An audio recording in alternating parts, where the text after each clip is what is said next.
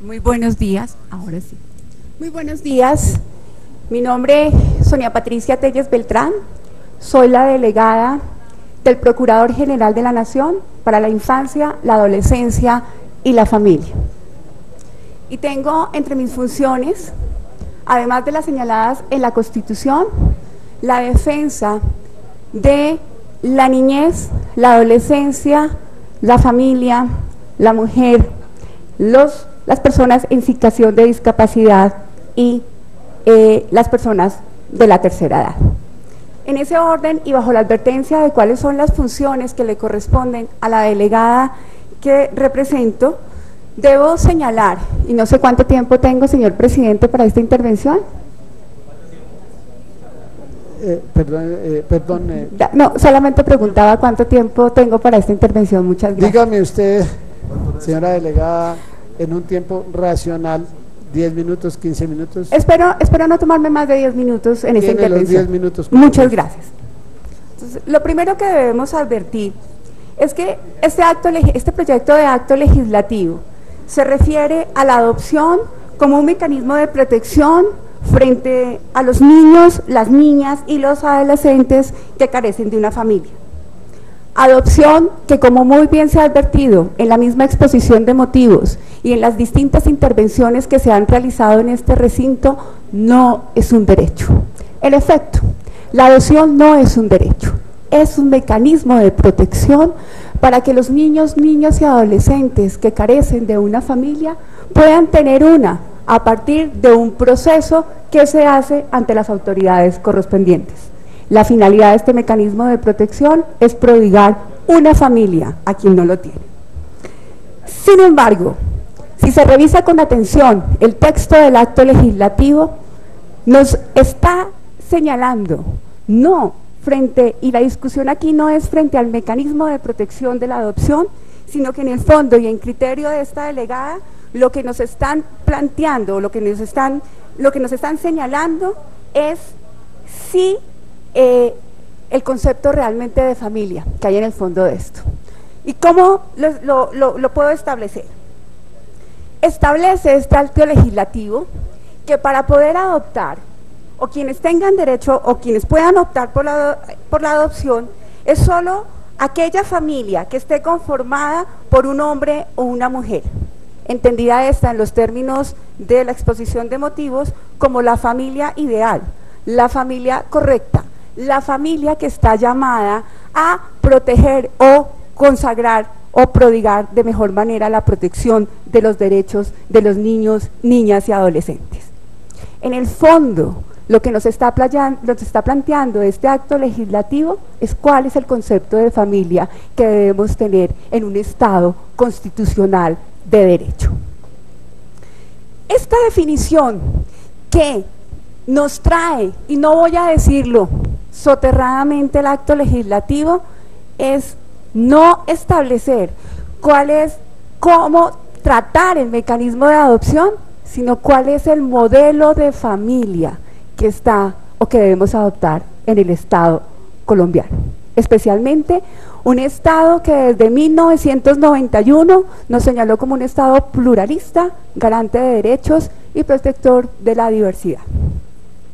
En ese sentido, y a diferencia de lo que sostiene la ponencia, en la que se solicita aprobar en este tercer debate, en el sentido de que aquí no se está definiendo si hay o no un derecho fundamental en juego, en concepto de la Procuraduría General sí hay un derecho fundamental en juego, y es el derecho a tener una familia y cuál es el concepto de esa familia en el marco de este Estado. Es cierto, y tengo que advertirlo, no es la adopción un derecho, pero sí el modelo de familia que debemos adoptar. En ese orden, consideramos que el proyecto lleva íncita la discusión sobre el concepto de familia, es decir, lo que se debe entender por esta, la que como derecho fundamental implica su ámbito y un concepto que no puede ser definido, y en esto quiero ser claro, por tratarse de un derecho mediante una decisión llevada a las mayorías. Debo insistir, es que se trata de un concepto, si hablamos de familia, que responde a una concepción sociológica, antropológica, a una realidad dinámica, y por ello ese concepto de familia no puede ser definido a través de una votación donde unas mayorías nos diga cuál es el modelo ideal de familia, cuál es la familia ideal o la familia correcta.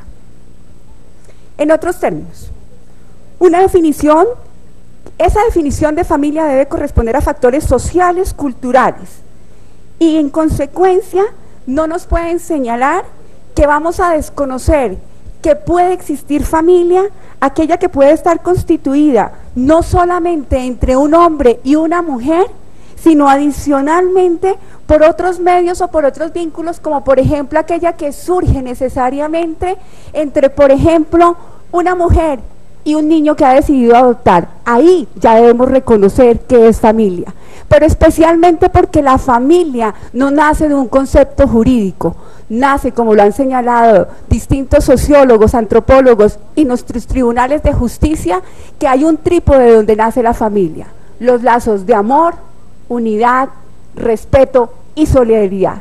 Cuando una comunidad de personas deciden llegar, unirse para dar amor, lazos de amistad y solidaridad y respeto, ahí podemos encontrar una familia. Entonces la pregunta sería si solamente vamos a reconocer como familia, en el marco ideal de lo que se está planteando, aquella que la puede constituir un hombre y una mujer.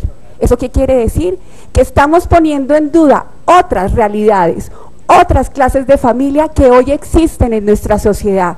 Y si me permiten, después de 60 años de conflicto, familias que quedaron conformadas porque perdieron la cabeza de familia, que podríamos decir que era el hombre o una mujer, y que les tocó o que ha llegado hacia el principio de solidaridad a que se conformen otras clases de familia.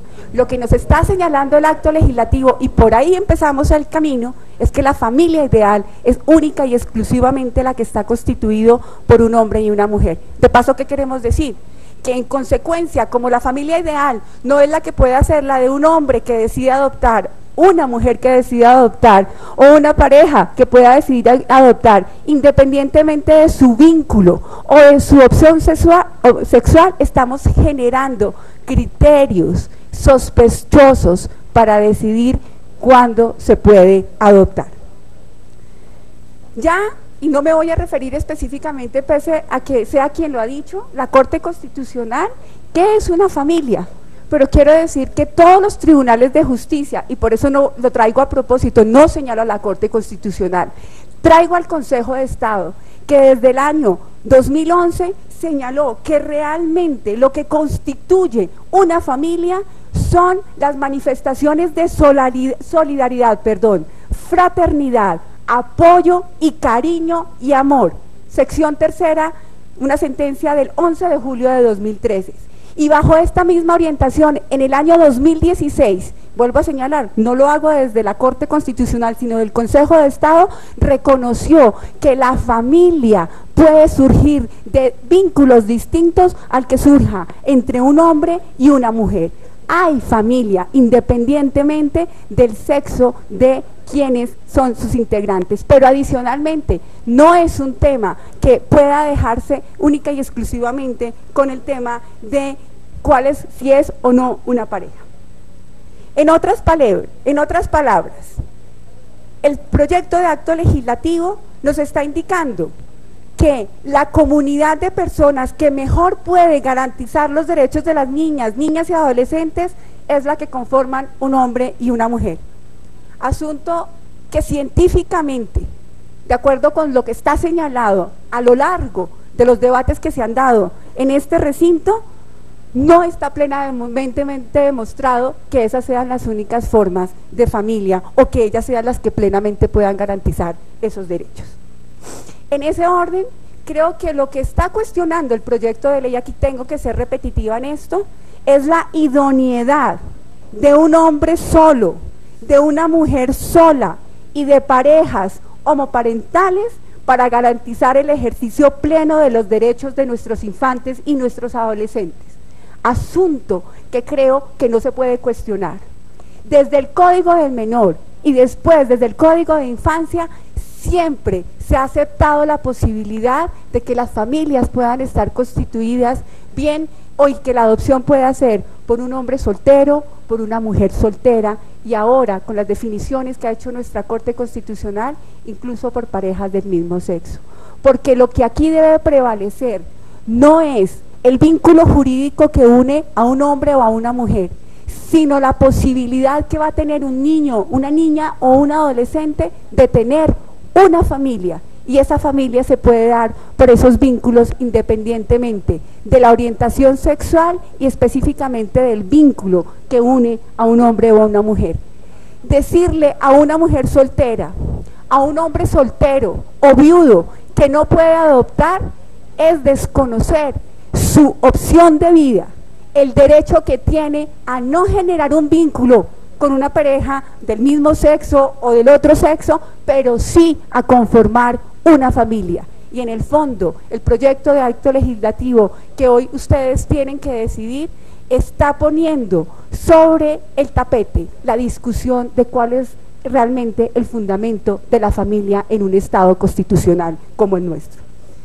Y lo digo simplemente porque el parágrafo que se piensa incluir frente al artículo 44, y muy esto, frente al derecho de los niños, porque es el artículo que nos habla de los derechos de los niños, nos señala que la adopción como medida de protección para aquellos niños que no tienen familia solamente puede ser dada por constituida por una pareja heterosexual en los términos explícitos del artículo 42 de esta Constitución.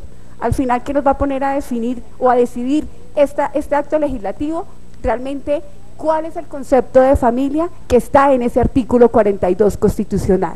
Por el lado del artículo 44 está entrando el proceso que tarde o temprano nos va a llevar a nosotros como sociedad a definir cuál es el concepto de familia. No estamos reformando el artículo 42, estamos reformando el artículo de los derechos de los niños y adolescentes, pero por esa vía estamos entrando a la reforma explícita del artículo 42 constitucional sobre cuál es el real concepto de familia. En ese orden, la pregunta que debe resolverse mediante el mecanismo del referendo es ¿cuál es el concepto de familia? No es si la adopción como mecanismo de protección puede ser. Sí, puede terminar. Muchas gracias. Doy la bienvenida en otros términos, doctor Alejandro Gaviria. Para ir redondeando, consideramos que en el acto legislativo se están creando criterios sospechosos que rompen con el derecho a la igualdad y el derecho que tienen hombres solteros, viudos, mujeres solteras y viudas a conformar una familia, y al final de cuentas está desconociendo el derecho fundamental de niños, niñas y adolescentes a tener una familia, sin decirlo. Bien,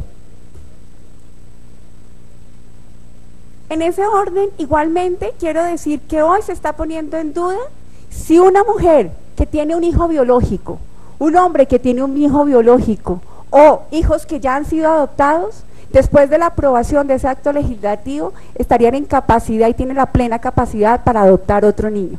La respuesta que nos da el acto legislativo es que no, porque no hay un vínculo entre un hombre y una mujer. Es decir, hoy esas familias que están conformadas por una mujer o por un hombre que han adoptado un niño o que tienen hijos biológicos, pero que en esa medida han decidido seguir extendiendo el tema de su familia con un niño adoptado, no lo podrían hacer en el momento en que se apruebe este acto legislativo.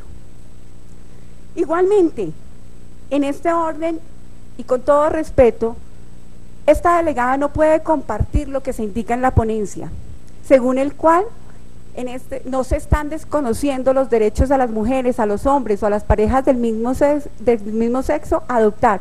Entrando, pueden optar, hago comillas, por lo que se denomina la adopción consentida. Eso es una falacia. Decir que no se está desconociendo el derecho, y me refiero a la ponencia con la que hoy se ha presentado, para decir que la adopción consentida en este orden está supliendo la posibilidad de que se puedan adoptar niños, niñas y adolescentes dados en adoptabilidad. estamos hablando de dos situaciones totalmente distintas. Y por esa vía, si ustedes me lo permiten, estamos creando familias de primera, de segunda y de tercera categoría. ¿Cómo? Porque nos están diciendo que las que tienen realmente la posibilidad de garantizar los derechos de las niñas y los niños y los adolescentes solamente son aquellas que están constituidas por un hombre y una mujer. Finalmente, y con todo respeto nuevamente, la ponencia señala que estas discusiones constitucionales, que si están en juego los derechos del hombre, la mujer, de las parejas del mismo sexo, que si en últimas podemos hablar de una desprotección de los niños y adolescentes, es una cuestión que tiene que decidir la Corte Constitucional, porque al final es paso previo que debe darse, ¿no?, para poder determinar si puede o no señalarse. Con todo respeto, debo decir que en un Estado constitucional de derecho, todos los órganos del Estado están obligados a defender los principios y la supremacía de la Constitución. ¿Y qué más? Que sea el Congreso de la República y no la Corte la Constitucional la que tenga que definir realmente cuáles son esos derechos de las niñas, los niños y los adolescentes. La Corte Constitucional en estos casos debería entrar en una instancia complementaria y final, no pensar que el debate que hoy se está dando aquí de cara a la ciudadanía pueda llevarse para que solamente esas 9 personas que integran la Corte Constitucional sean las que los tienen que decidir. Ellos ya han hecho mucho en el avance de la Constitución, pero hoy nos dan la posibilidad como de que sean ustedes los que tomen una decisión, y no es exclusivamente de la Corte Constitucional la adopción de esas decisiones. Este es el recinto que por excelencia debe ser utilizado para señalar qué es la Constitución y especialmente para defender los derechos que en ellas están correspondidos. Muchas gracias, presidente, y no quiero alargarme más en esta intervención. Gracias a usted. No, a usted, muchísimas gracias.